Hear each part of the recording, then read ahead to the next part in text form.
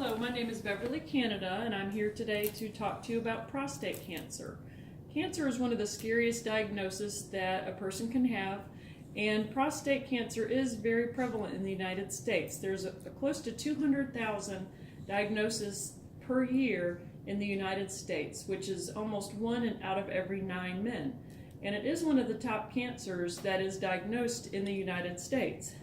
The prostate is a gland that is found only in men, and it's very important for reproduction and in bladder control and the flow of urine. There's no clear cause for prostate cancer, but there are many risk factors that are attached to a diagnosis of prostate cancer. Some of the risk factors have to do with lifestyle, such as a family history of prostate cancer, being over the age of 50, being exposed to heavy metals at work or during everyday life at home, being an active smoker or smoking in the past, having a history of sexually transmitted infections, and being African American. And these facts come from the Centers for Disease Control located in Atlanta, Georgia.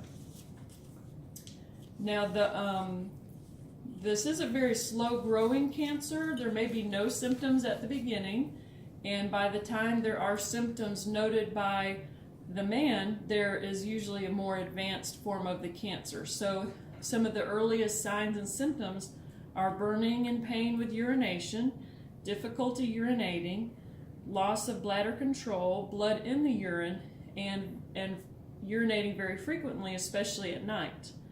Now, the first test that a doctor may run would be a PSA lab draw, which is just a tube of blood that tests for a prostate-specific antigen that can show an elevated number, which may indicate prostate cancer.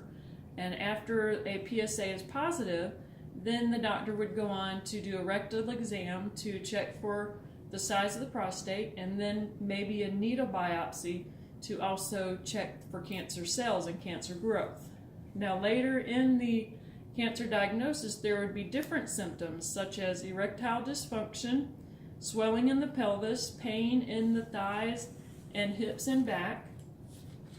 And after a biopsy is done, which is a needle that's inserted into the prostate to draw out a piece of tissue, then an ultrasound might also be done to check for the advancement of the cancer. So as far as treatment goes, there's many different options that a patient can choose. The first one might be just a wait and see approach where there's no actual treatment, but the doctor would continue to do assessments and checkups to make sure that the cancer has not spread or grown. There's surgery to remove the prostate and the surrounding area.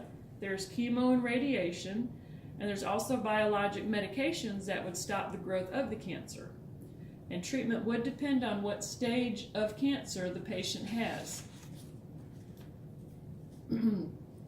During treatment, the Cancer Treatment Centers of America gives many tips for patients to be able to tolerate their treatment.